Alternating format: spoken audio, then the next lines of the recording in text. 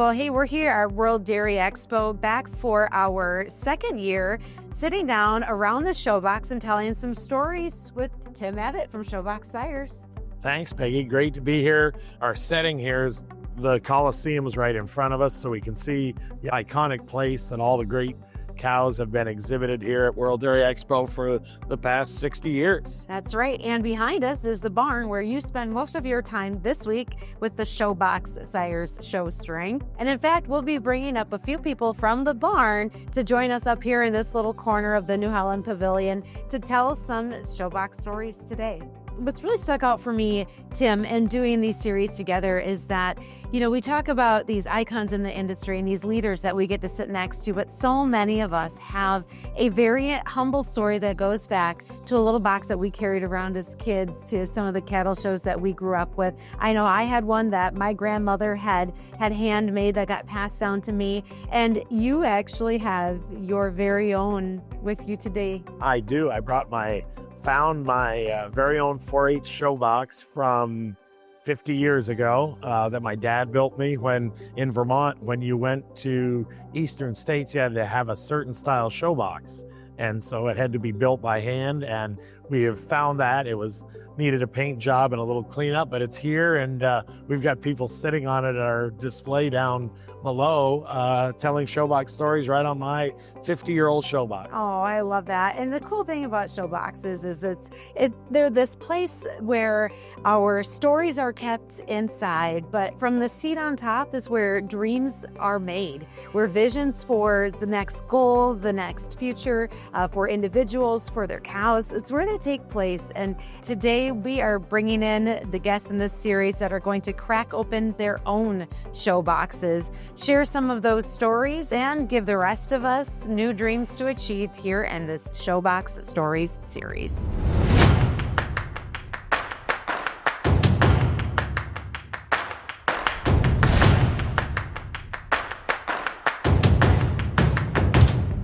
CowManager delivers 24/7 real-time data to help producers enhance herd health, fertility, and nutrition. At World Dairy Expo, the company unveiled its latest innovation, Find My Cow Flash, designed to help producers save time, reduce labor costs, and increase daily efficiency.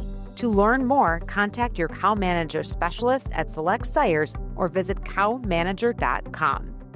Well, we are back here this year at World Dairy Expo with our special series of Showbox Stories, brought to you in partnership this year with CowManager. And that means I'm back with my buddy, Tim Abbott from Showbox Sires. How are you doing this morning, Tim? Great, Peggy. Thanks for having us back. It's been a fun series, and we're going to keep working on it. That's right. And so part of the reason the series all came together was some shared stories that we had of our own showboxes growing up as kids. And that concept of sitting on the showbox and telling stories is what led you to build an entire brand and business based on Showbox Sires. It's really exciting because that is what we're all about here. We love the camaraderie and the history and all the things we've done in this business. And that's how Showbox Sires was started, and we're putting a lot of effort into it, and it's really fun. Okay, so speaking of camaraderie and history, we've got a guest joining us today that is both of those things for you in your career, Mr. Jeff Butler from Butler View Farms. Welcome.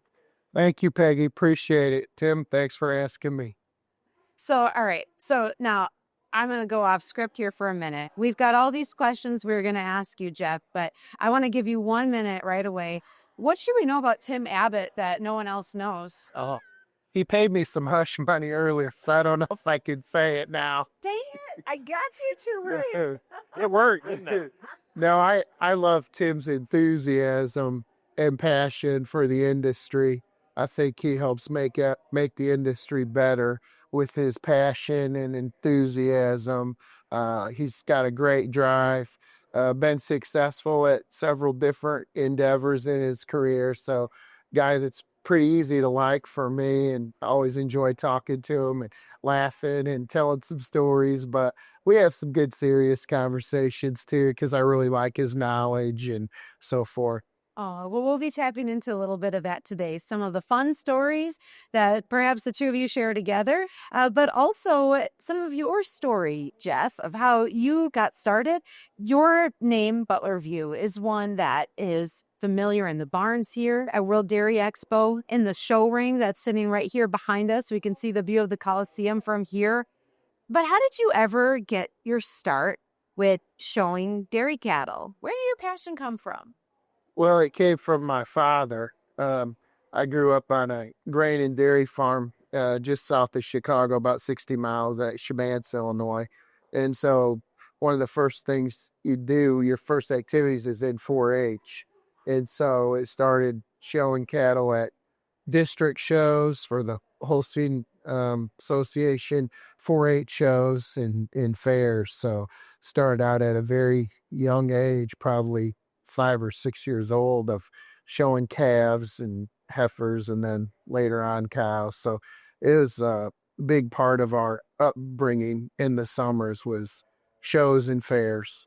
So you grew up in that environment. And I got to ask, when you were that 9-year-old, 10-year-old little boy, what kid were you at the show? You know, because we all know this, right? You see the little 10-year-olds running around, and there's some that are, they're like already 35-year-olds and 10-year-olds bodies, right? Like they see things, they're serious about what they're doing. There's some that are there for the party and the socializing. What kid were you? I think at that age, I was a little bit mischievous. I remember buying a slingshot at the state fair and shoot stuff at people. So, What kind of stuff? well, whatever I could find. But no, I was probably at that age more into it for the social and the fun. And is that still what brings you back today in addition to the cows? A little bit more business focused today, but I still love the socialization of talking with friends and everything that you don't get to see all the time. Yeah. Is there still a slingshot in your show box downstairs? No, No. got rid of those a while ago. Oh, We've gone down the road of what is in your show box. We've got a new item, right? A slingshot. That's a great item. Well, Jeff, one thing I want to get to is your mentors. Who you mentioned your dad and your family, which we all know are important to Butlerview. But what about other mentors? How did you get to be the successful person you are today?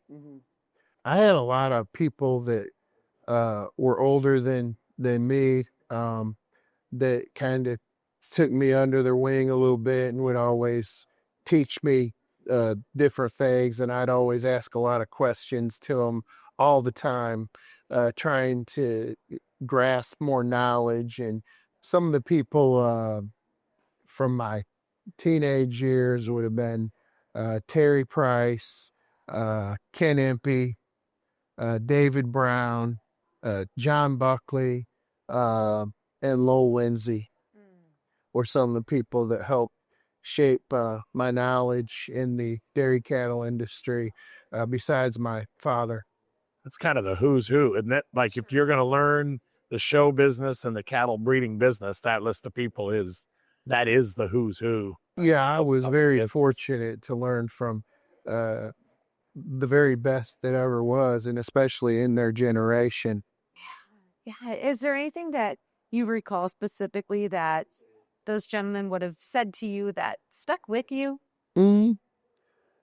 David Brown, I know, always told me, Jeff, a cow's not great unless she has a great udder. So that always stuck with me. I remember Lowell Lindsay telling me that the front end of an animal is really important, but the back end is where the money's at. And so those things always kind of stuck with me and shaped me. And my dad taught me about style. And if you don't have style, they're never going to do great. They can be really sound structurally, but if they don't have style, and style is something that's really hard to be defined, but once you know it, you never forget it. And there's a lot of people today that I wish I could teach them what I was taught. But that's the artistry. That's the artistry of showing cows, right, Peggy? Like, you know style when you see it. Yeah. It's hard to describe it. When you see it, you know it in a cow. And that's, Yeah. you would agree with that, right? Yes. So Jeff, as we're here at World Dairy Expo with the Coliseum behind us, tell us about your first experience at World Dairy Expo and why are you here? How many years? Why do you keep coming back? But how did you get going?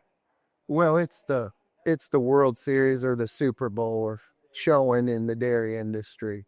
It's the greatest show in the world, right? And it only happens once a year. It's like Christmas to a dairy farmer, right? And it's the ultimate in competition for sure in the United States. My first start here it was very memorable. I can remember it like it was yesterday, and I was just in awe. But it was in 1982, and I was only 13 years old.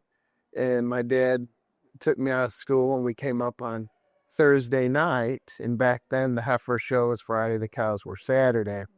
And I got to see the Hanover Hill show string, and I remember J.W.S. Mater, Rachel, and Brookview Tony Charity, and JPG Standout Candy, and Tour Triple Threat Lulu. And I remember going to Pinehurst String and seeing Pinehurst Charity and Pinehurst Precious, and just some of the awesome cows of that generation, and just being in awe of how good they were. I remember Rachel had just milked 75 pounds in a milking, and they said she was milking 150 a day in 1982. And I was just mesmerized by that. And that was pretty incredible. So just the greatness that I got to see from cows that some of those people owned in that era. Then I played football, and so I wasn't able to come for several years until I was a senior in high school. And we had a late game on a Friday night. I remember my dad and I left at 4:00 to come see the cow show in '86. And that was kind of the heart of the investor era, where there was some really good tax benefits in that mid '80s. And we saw some more great cows. And I just loved and was in awe of and learned from seeing those great cows. Hey, this is what they got to be. I remember that, and got to meet a dear friend that time, and Gerald Todd, who had the Grand Champion cow. I remember I saw a great 2-year-old that year. Her name was Altona Lee Warden Poppy. And I just thought that was the greatest young cow I'd ever seen. And she was honorable mention grand. And I met Callum McKenvin, who was a lifelong friend at that year. And those were some of my beginning experiences at World Dairy Expo, and just falling in love with all the great cows and kind of learning this is what they got to look like, and kind of visualizing that picture in your mind that if you're going to do good at medicine, this is what you're going to have. Wow. So that really set a little spark in your mind for the ambition of having a show string like that someday yourself, didn't it? Exactly. And so it just kind of evolved. At first, was only able to afford to have heifers. And so started out with a lot of show heifers, and diversifying risk, having partners and partnership animals, and a piece of this one, piece of that one. And we had some really good successes in heifers. And then as things evolved, we were able to start buying cows and developing cows. And so over the course of a lifetime, that's kind of how we ended up where we're at today. Incredible. And I'm thinking as he's saying this, Peggy, there's going to be a bunch of 13-year-old Jeff Butlers walking through your barn. And truly, you are the Hanover Hill type, or the Pinehurst of today. Butlerview is.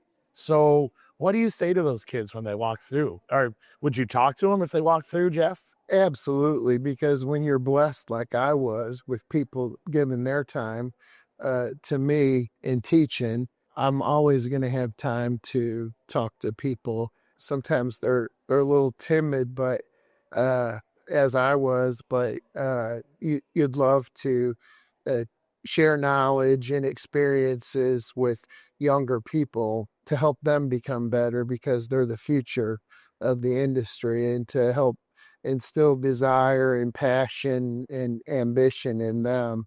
So what's the one thing you would say if that 13-year-old version of you came up to you in the barn later this afternoon at World Dairy Expo and asked for one piece of advice? What would you tell them about what it takes to be successful and to be at the level that you're at now? I think you're always trying to learn. Even at my age, I think I learn something every year, and never quit trying to learn. Always ask as many people that you respect, as many questions as you can, and just have a tremendous desire to keep getting better and learning. And then you have to have a passion, a strong desire that this is what I want to do, and I'm going to accomplish it at some point. And that's worked out pretty well for you, hasn't it? Yeah, I mean, there's certainly, just as in life, there's always ups and downs along the journey, but uh, they usually make you stronger and better as you go along. So, Jeff, on the same topic, and this is a dangerous question, tell us about some of your biggest wins. And we've only, this podcast doesn't go on for days, and you've had a lot of big wins. Tell us about your couple favorite wins or biggest success stories at World Dairy Expo. At World Dairy Expo, I remember the first time we won a class was in the early 90s. You always remember those. And then in 2000, we bought Alicia, and she won here, and I think she was reserve grand here and then grand at the Royal. You certainly remember those early on. We've been, I think, reserve grand here 6 times, and I think we've had intermediate champion here 5 or 6 times, and junior champion for 7 or 8 times. We've never had champion here, so you hope that the best is yet to come at some point. So some pretty incredible wins here in the colored shavings, and behind that are the cows and the cow families that you have identified, developed, and bred to be able to compete at this level. Which ones really stand out to you? The most successful animal that we ever bought was one that we paid the most money for. Her name was Reagan Cressass Chastity. We purchased her at the 2009 International Intrigue syndicate for $1.5 million. And after expenses, distributions were over $9 million over the course of her career. We're fortunate that we bought her with a bunch of pregnancies, and one of the pregnancies was gold chip. And so our female offspring sales and her bull royalty sales and everything, there was a lot of expenses in, but to have distributions out of over it, so financially, and probably was the greatest animal that we ever were part of, not just financially, but what gold chip did for the industry and everything. It's pretty rewarding and successful. Some of the greatest individuals that we ever had was, Cookview Goldwyn Monique, I thought was pretty incredible. She was reserve grand here as a senior 3 and a 4-year-old. And I think some of the cows that we have this year are some of the very best that we've ever had. In fact, one of them probably in my mind is the greatest cow we've ever owned. So we're looking forward to, this week in the future. As he should. If you walk through the Butler View string, there's a lot of excitement needed down there. So you come here and you look at your cows. They look marvelous. There's so much preparation at home. Talk a little about what Butler View does to get ready to have this success. Mm-hmm. We're always tweaking and trying to get better, from getting cows bred back to nutrition to the fine line of milking too much but milking enough, trying to balance the rations out for that. So we're always continually trying to improve on all those things.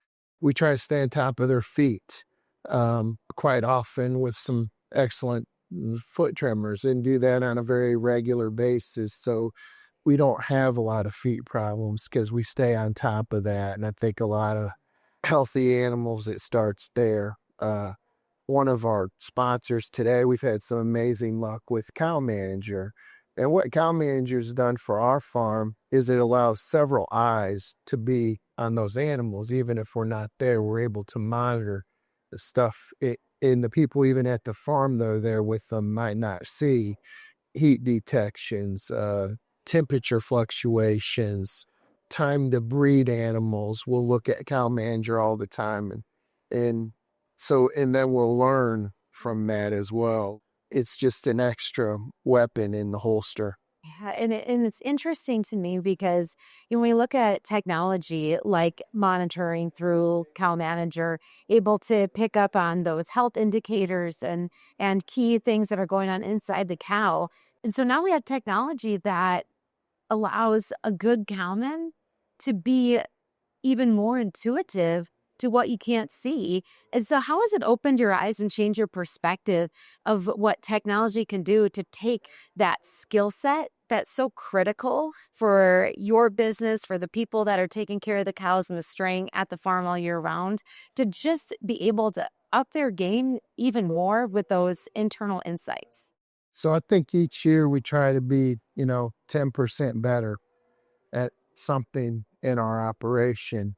And sometimes it's just a little piece of technology that we can use to get a little bit better. And so we're always striving to improve. And so, not all technologies are good for our operation, but they might be great for another person's operation.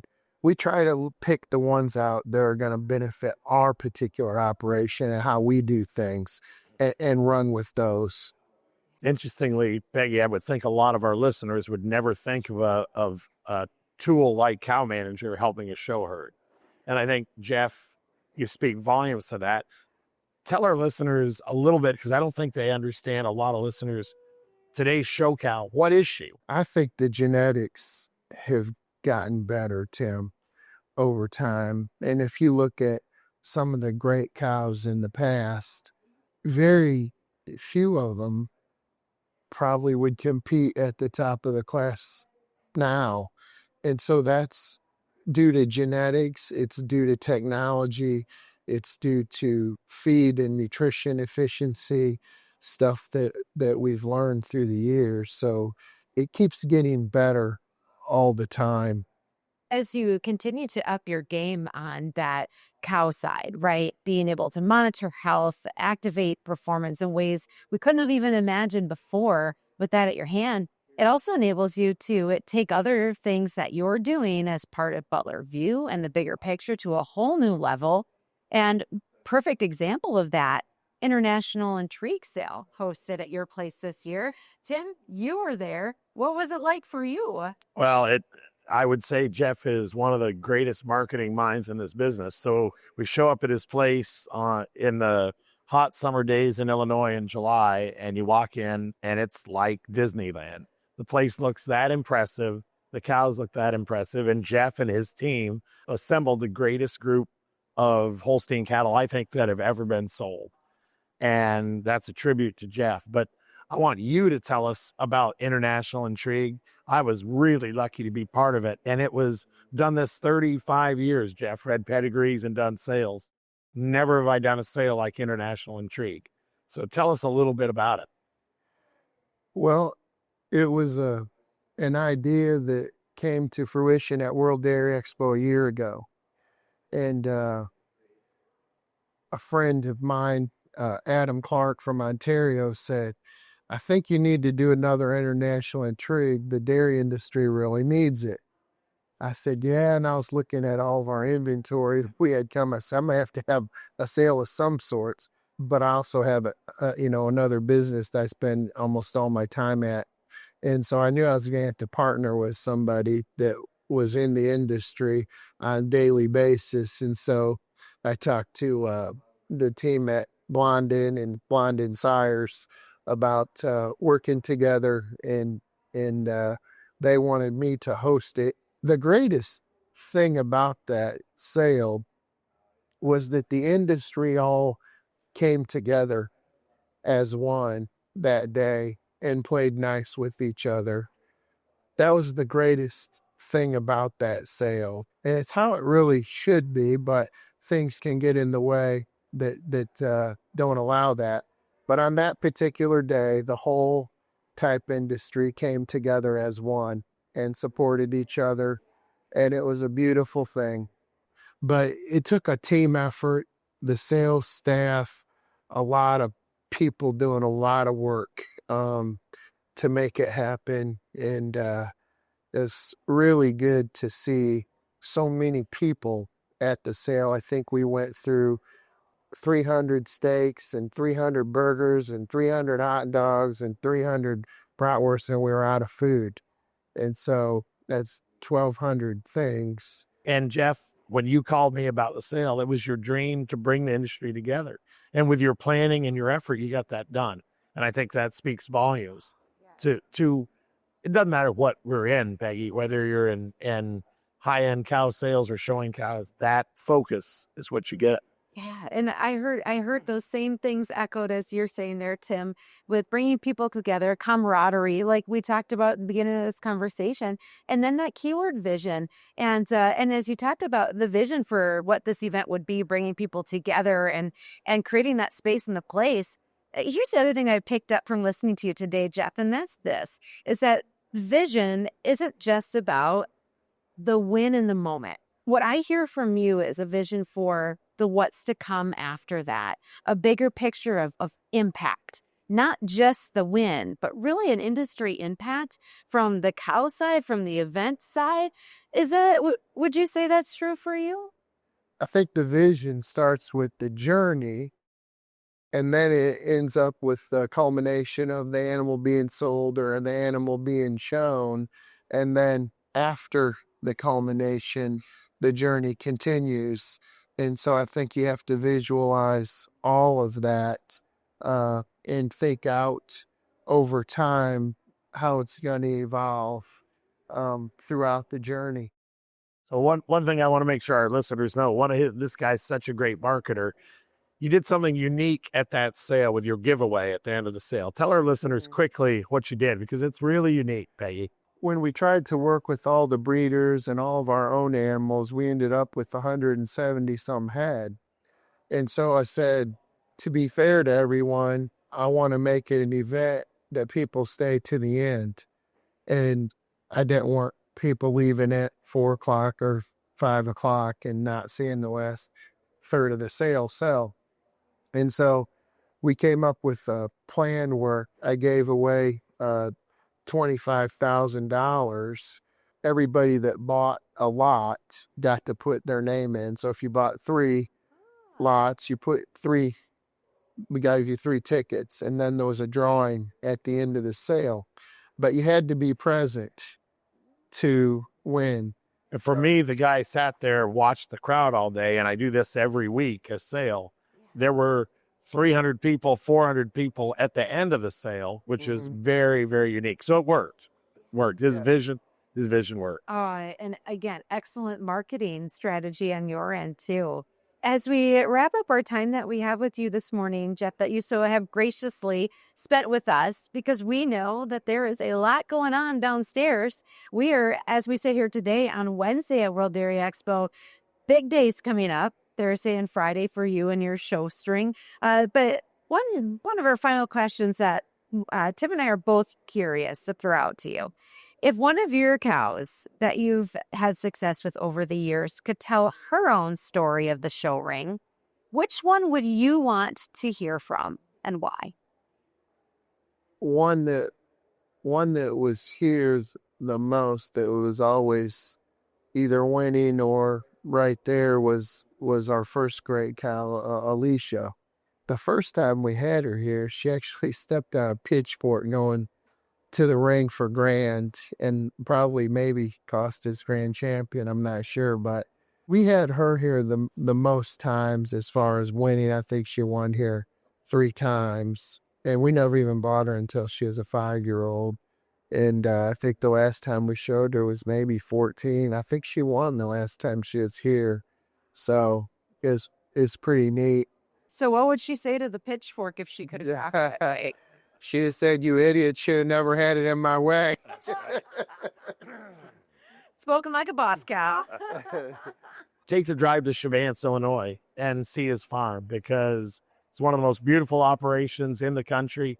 Jeff is the leader in the show cow world today and his crew. And Jeff, we thank you for being with us. We wanted to interview iconic people, and we really appreciate your time. I thank you for having me. I just want to say that it's certainly way more than me. We have a lot of friends in the industry that help us out, and I have an amazing team that's able to pull everything off and do all the day-to-day, because without any of those pieces, we would not be successful. Well, thank you so much, Jeff, for being part of our conversation today here around the Showbox with our friend Tim Abbott and with our partners from CowManager, and representing what this is all about, recognizing those people that are iconic in the industry and not done yet. Thank you, Jeff. Thank you, Peggy. Thank you, Tim.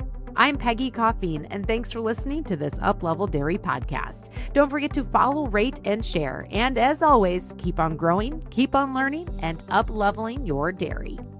CowManager delivers 24/7 real-time data to help producers enhance herd health, fertility, and nutrition. At World Dairy Expo, the company unveiled its latest innovation, Find My Cow Flash, designed to help producers save time, reduce labor costs, and increase daily efficiency. To learn more, contact your CowManager specialist at select sires or visit cowmanager.com.